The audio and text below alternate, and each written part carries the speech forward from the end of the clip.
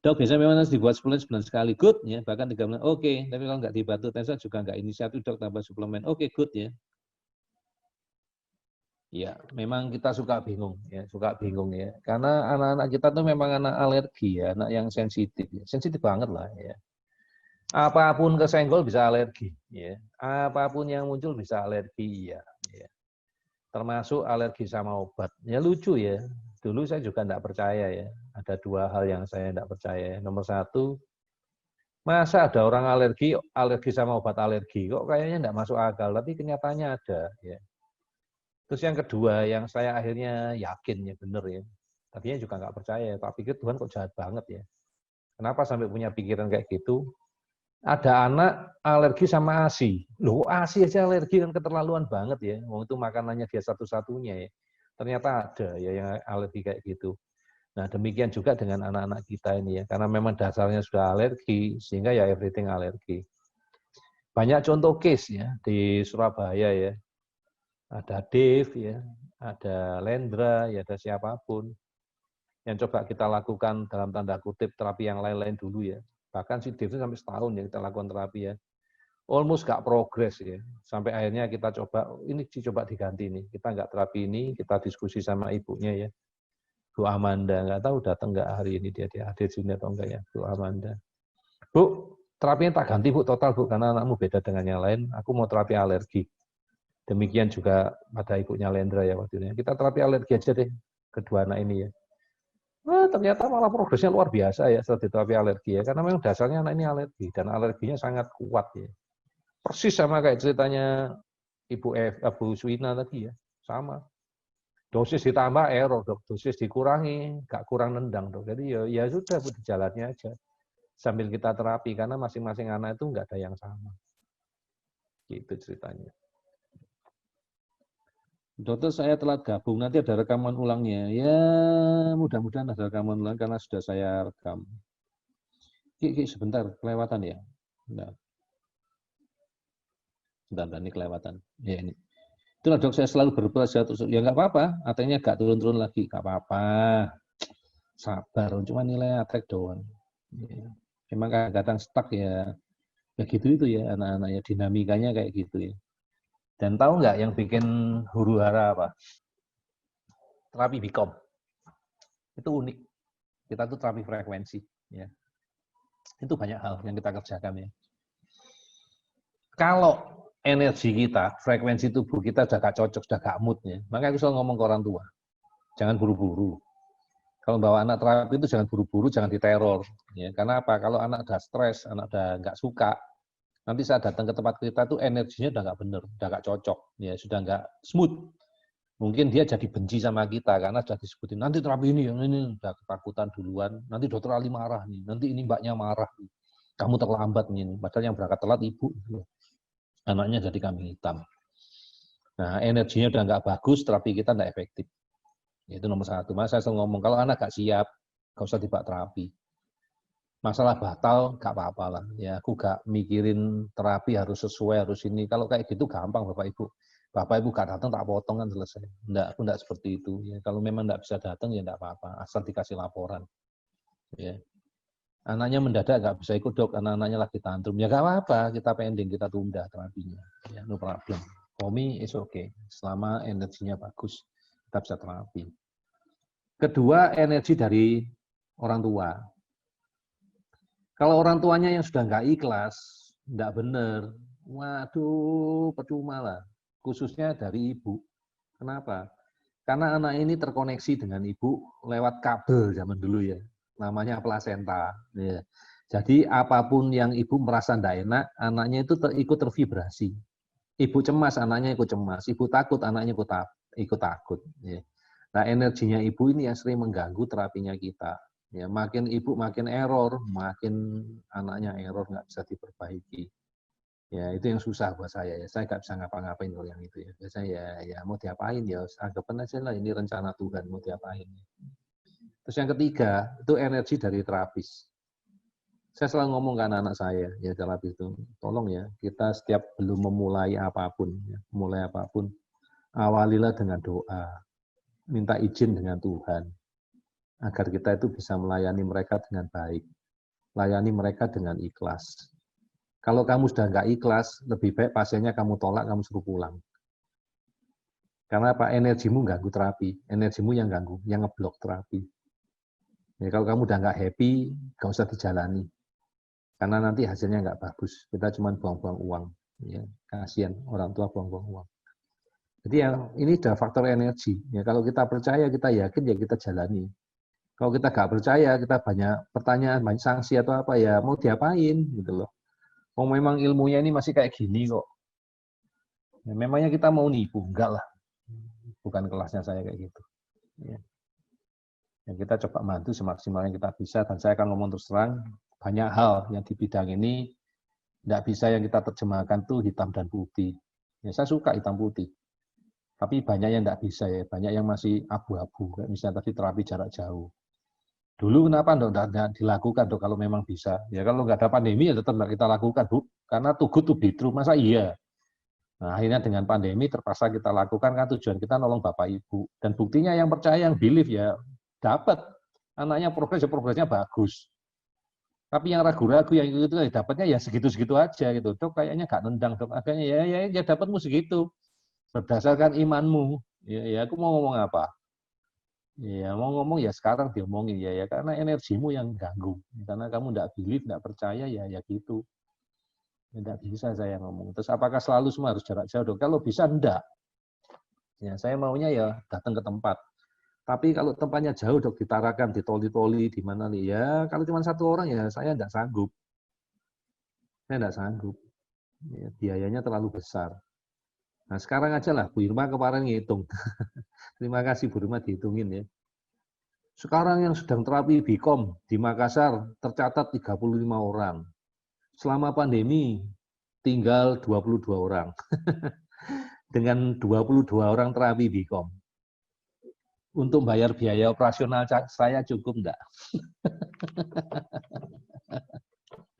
Ya, apalagi zaman dulu ya. Jadi ada pandemi ya bersyukur ya. Bersyukur apa? Saya nggak perlu terbang ke sana. Nah, sekali saya terbang ke sana itu loh, biaya saya berapa? Sudah ninggal praktek, ya nggak dapat penghasilan dari rumah.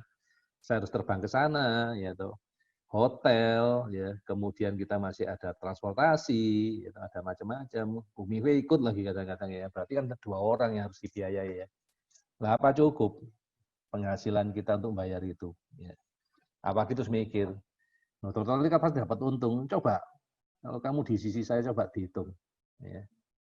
Ya, saya masih bersyukur, terima kasih ya banyak orang tua baik ya yang suka kadang-kadang masih ngajak kami makan atau apa ya terima kasih. Ya. Sehingga ya mengurangi kos saya berangkat ke sana ya. Itu ungkapan tulus ya, terima kasih. Ya diajak makan malam itu terima kasih karena apa ya sambil diskusi sambil apa ya kami berhemat ya. Berhemat pengeluaran biaya kami lebih hemat. Ya 22 orang ya mau berapa ya. Kalau seandainya 22 orang seminggu sekali, gitu. Seminggu sekali katakan ada 4 minggu, 22 juta Bapak Ibu. Potong biaya sewa ruangan, listrik, air, telepon, wifi, gaji karyawan, cicilan mesin, habis Bapak Ibu. Terus gaji saya, gaji Bumi B dari mana? Makanya saya ngomong orang sama Dinda itu salah paham ya, dipikir dengan itu terus mesinnya punya mereka. Enggak lah ya, nanti keuntungan saya mesin itu untuk saya. Setelah 5 tahun. Aduh, kok curhat? Enggak lah, enggak curhat. Ngomong terus terangnya Bapak Ibu. Makanya saya kadang-kadang berpikir, mungkin nanti saatnya tiba, saya mungkin nggak di sini lagi, saya nggak bisa bantu Bapak Ibu, ya saya mungkin bisa kerja di tempat lain. Ya karena situasi, ya dari mana saya bisa hidup? Saya kan tetap harus, keluarga saya nggak mungkin lah naikin biaya terapi Bikom. Saya tahu bebannya Bapak Ibu. Saya nggak mungkin lagi naikin tes Asira. Ya paling yang saya bisa nggak saya melakukan usaha lain, bisnis lain. Misalnya saya jadi importir, misalnya saya jadi eksportir. Ya kemarin ditawari pasien, dokter mau bantu nggak jualin ozon? Saya kasih komisi dokter, komisinya berapa? Ya 200.000 dokter. Ya udahlah terima kasih, bolehlah saya tawarkan ke grup saya. Ya Pak jual, ya Bapak Ibu. Oke ya. ngomongnya belak-belakan lagi ya itulah saya Bapak Ibu ya. Ya dok, skala 4 punya yoyo masih nyangkut hiperaktif, gangguan tidur, susah dialihkan dari objek. Ya oke, ini masih problemnya kita ya. Ya kalau ngomong hiperaktif, gangguan tidur, itu nanti bisa kita bantu dengan terapi BICOM. Ya. Nanti kita evaluasi ya, kalau hiperaktif, kemungkinan bisa hubungannya sama neurotransmitter dopamin, gangguan tidur itu bisa gangguan sama hormonal. Ya, nanti tolong dicek ya sama terapis yang ada di Araya ya. Susah dialihkan dari objek. Nah ini aku nggak tahu ya. Jadi ini nggak direct lah. Minimal 2 itu aku bisa ngasih saran. Kalau terapi JJ kita harus laporan dulu tidak dok untuk mood anaknya dok lagi bagus atau tidaknya. Nggak perlu juga nggak apa-apa karena dari analisa tensor anak kita sudah tahu, terapis kita sudah tahu ya Bu. Ini. Mohon izin lift anakku bangun. Aduh terima kasih Bu Karsia. Ya. Lumayan tinggal setengah jam lagi waktu kita. Ya. Jadi itulah yang saya sampaikan ke Bapak Ibu. Ya. Saya memang kepingin menemani Bapak Ibu terus ya sampai anaknya sukses terapi, sampai saya dipanggil Tuhan. Ya situasional lah ya, ini situasional lah. Kita sama-sama tahu lah ya kondisinya seperti ini ya. Jadi dokter itu not nice lah, ya enggak bagus lah ya. Kalau dulu orang lain jadi dokter bisa kaya kok, menurut saya enggak ya Bapak Ibu enggak ya. Karena apa? Ya kita pakai hati lah. Ya, tega apa ya? Kita orang sakit kita narik uangnya. Susah lah ya. Tapi kalau nggak ditarik uang atau nggak membayar, kita juga butuh hidup, kita juga punya keluarga. Ya jadi kadang-kadang perlu dipertimbangkan ya Bapak Ibu. Nah, saya ngomong ke anak saya, udahlah nak, udah kadung kamu jadi dokter ya sudah. Be profesional lah ya, jadilah yang profesional, dan nggak usah mikir yang aneh-aneh. Papa aja sekarang lagi siap-siap untuk pindah kuadran. Bapaknya mau pindah. Iyalah, benar kata Bu Mive ya. Dulu waktu saya pertama kali ketemu dia ngeliatin saya ya. Dia ngomong, bener dok, dokter mau ngurusi orang-orang autis, anak autis ini. Itu kalimatnya sedang Bu Mive. Capek loh dok. Capek banget loh. Ngomong sama mama ini paling susah dok. Nuntutnya banyak. Diomonginya susah. Ya apa Bu? Wong aku juga di posisi itu, aku juga bayangin posisiku sulit kok. Tapi kalau aku bisa bantu, kenapa aku nggak bantu? Ya sudah, itu keputusannya dokter loh ya. Nggak boleh ngomel, nggak boleh ini. Sebelum corona nggak ada masalah, everything okay. Problemnya cuma satu waktu itu. Acaranya terlalu padat karena saya dibuatin program sama Mapahati itu terlalu padat. Ya, setahun itu saya harus kemana-mana sampai waktu untuk keluarga saya nggak ada. Saya sempat ngomel, jangan gini loh, ini saya dibully. Saya nggak ada waktu untuk keluarga saya. Saya sudah nggak apa-apa, nggak ada penghasilan, tapi ya jangan tiap Sabtu Minggu nggak ada, Sabtu Minggu nggak ada, Sabtu Minggu nggak ada. Bapak Ibu boleh tanya lah nanti kalau ke tempat terapi saya ya. Memangnya kalau saya pergi ke daerah itu kayak ke Makassar itu saya jalan-jalan? Enggak, Bapak Ibu saya kerja, Bapak Ibu sampai malam. Yang ngajak saya jalan-jalan itu ya Bu Irma itu. Ya waktu saya datang sama istri saya diajak ke Pantai Losari. Gak jalan-jalan saya Bapak Ibu. Bapak Ibu cek lah. Waktu saya ke Samarinda pun saya enggak kerja Bapak Ibu. Jalan-jalannya itu cuma siang makan durian. Saya makan durian sama terapi saya. Durian Samarinda, bukan dari Samarinda durian. Ya ke sana aja saya. Waktu pulang seminar tuh saya cuma sekali naik kapal gitu ya di Sungai Makam ya, lupa gue nama sungainya itu. Naik kapal di sana lihat matahari terbenam. Pulang jam 8 malam mampir ke Islamic Center, foto-foto di sana. Ya itu doang.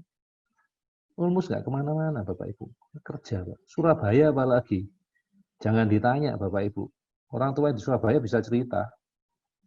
Kalau saya sudah seminar di Surabaya itu mulai pagi sampai malam sampai diusir dari yang punya gedung Bapak Ibu. Kalau nggak diusir nggak selesai Bapak Ibu. Sampai nggak makan saya Bapak Ibu. Sekali ngoceh itu bisa 8 jam Bapak Ibu. Dari pagi sampai malam. Ngoceh saya. Jelasin. Nggak ada break Bapak Ibu. Kalau masih ingat orang tua Surabaya ya. Tolong tunggu di sini. Saya mau kamar mandi pipis. Saya pipis udah balik lagi saya. Dan ngoceh lagi sampai malam ya. Sampai ngantuk-ngantuk saya. Dan nanti baru balik hotel itu jam 11. Ya, baru mandi jam 11. Besok pagi-pagi udah balik lagi ke Matahati lagi. Gak ada jalan-jalan Bapak Ibu. Buru-buru jalan-jalan. Ya. Kalau saya kerja. Ya. Nah kayak gitu itu. Sampai yang terakhir ke Bali ya. Ditanya, dokter lihat pantai nggak di Bali? Ya lihat lah. Kan dari atas lihat pesawatnya mendaratnya di Kuta, sana kan pasti kelihatan pantainya. Tapi ke pantai enggak, langsung ke Denpasar. Kerja di Denpasar langsung di hotel, udah nggak ketemu pantai lagi. Ya. Jadi kalau kerja ya kerja. Makanya saya ngomong, udahlah jangan lah, kalau bisa jangan diforsir lagi lah. Ya terlalu capek. Ya, terlalu capek.